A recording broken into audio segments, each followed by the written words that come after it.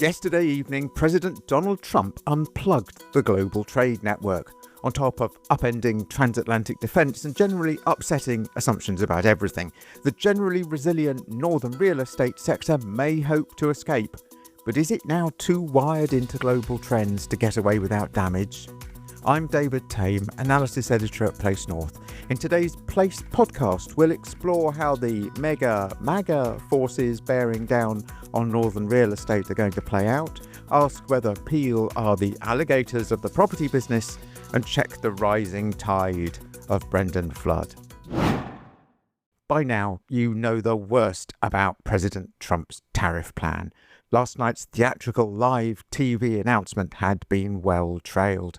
So maybe it's time to get to know what analysts call the global pessimistic scenario and work out what it might mean for Manchester and Leeds, Hull and Liverpool, and all points in between. Now, Subplot deeply wishes it had invented the global pessimistic scenario. It feels very on brand. But the credit must go to ratings agency S&P Global. In February this year, it revealed its latest analysis. This assumed tighter financial controls for the US economy, emerging markets' currencies would underperform, insufficient stimulus measures in mainland China, increasing tensions between Israel and Iran, substantial increase in the military expenses of NATO members, and a drag on Europe's manufacturing, along with the re-emergence of inflationary conditions.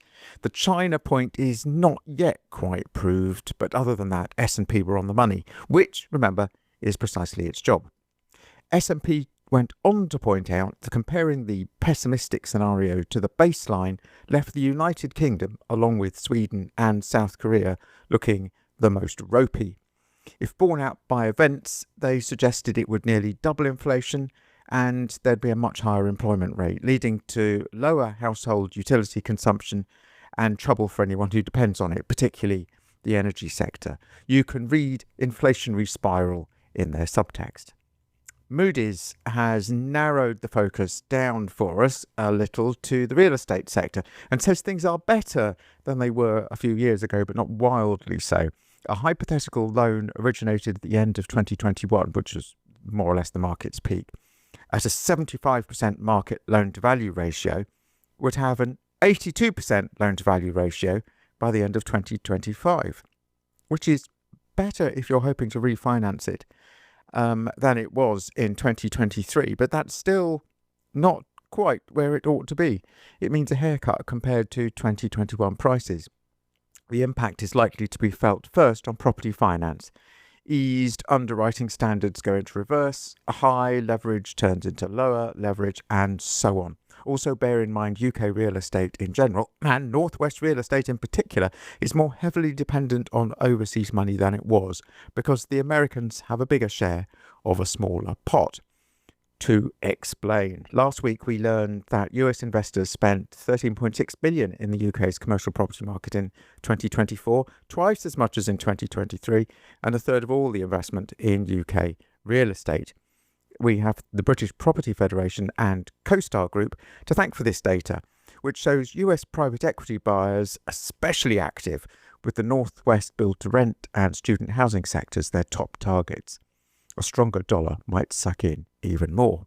And at the same time, according to the Investment Property Forum's research on the size and structure of the UK property market, the value of commercial property has taken a tumble. Is that too strong a word? It certainly dropped back from 1.1 trillion in 2020 to 949 billion on the last accurate reading.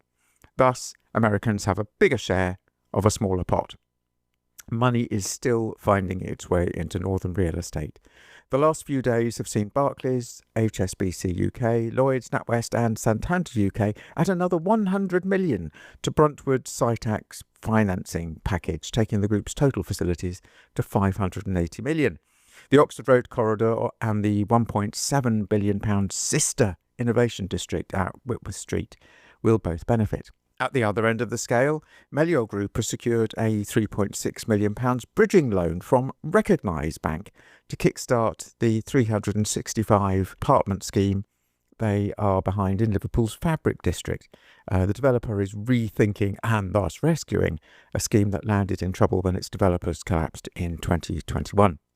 Watch out for investors still looking for the plus grade office floor space that we are often talking about for data centres that we don't talk about quite so much, for build to rent, and particularly for Japanese investors who've been making a splash in London and, in the nature of things, will soon begin to cause ripples in the north. There are some names to watch. Nomura are very active in several of those categories, as are new arrivals Sotetsu and Yasuda. So everything's going to be okay, is it? Commercial property's new normal won't be as bad as all that, because the sector can rely on some much-touted relative shortages in some asset classes and some quality grades. Subplot asked Moody's if there was an escape hatch for commercial real estate. Would the internal dynamics of property, the supply and demand imbalances in some sectors, provide an engine sufficiently strong to escape the stagflation risk of Trump's tariffs? The answer was too soon to say. Now, that's either encouraging or not, depending whether you're a glass half full type of person or glass half empty. The half-full people have some wisdom on their side. The immediate future doesn't need to be gloomy. ING's chief economist warned about this when Trump was elected in November last year, and he made some very good points. 7 months later, some of those points were a little less good than they were, but the warning still stands. On the other hand, economists are pretty much agreed that adding 20% tariffs to everything from everywhere is at the very least a gamble with potentially huge global consequences. All this adds up to a potential new normal, or to pick up a typically upbeat phrase from last month's MIPIM, the start of a new real estate cycle. And now your regular rundown of what's going up and what's heading the other way in the Place North elevator. Doors closing, going up. Riding the roller coaster of real estate takes a lot of luck and some powers of endurance. Peel are demonstrating that whatever you say about them, and people say all sorts of things about Peel, they have what it takes. They are the prehistoric survivors, the alligators of northern properties business. The Peel strategy might politely be described as a lesson in how to take the long view. Mere clocks and calendars are not relevant. They have their eyes on eternity, which makes the John Whittaker-founded Sheds and Beds Fire Ports and Energy business a great sign of what to watch for. Last month, Peel, NRE, their energy arm, acquired 134 acres at Ince in Cheshire.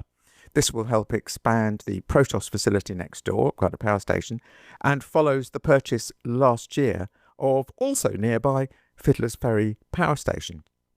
While some observers think the utility sector has a rocky few years ahead of it, Peel clearly don't. This is interesting. And in the elevator next door, we have Brendan Flood. Brendan Flood is the eminent Greek behind the Gary Neville-fronted proposals for Manchester's St Michael's scheme, Booth Street.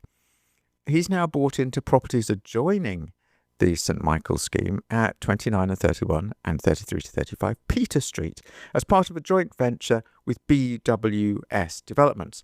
Options are said to be in the midst of evaluation, but new build offices might be smart, a hotel yet smarter. It's all a bargain for about £8 million. In a triumph of nominative determinism, Flood has come and gone in mighty waves over the last 30 years, patiently building up Modus before seeing it smashed into the surf in the last recession, but 3, or was it but 4? And an interlude in perfume retail also got washed away. For the last few decades, he's been a rising tide behind the scenes. Peter Street was once the heart of the city. Then it drifted to the fringes, and today it's back, but undervalued. The dead weight of the Great Northern at Deansgate End and a few too many transitory bar concepts haven't helped.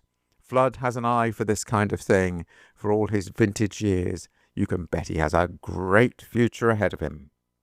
So that's it for today. We've explored how the upending of global free trade could have an outsized impact on the Northwest, how it's no bad thing to be a property alligator, and how endurance is a virtue Brendan Flood knows well. For more about the built environment in the north, visit placenorth.co.uk. I'm David Tame, and thank you for listening.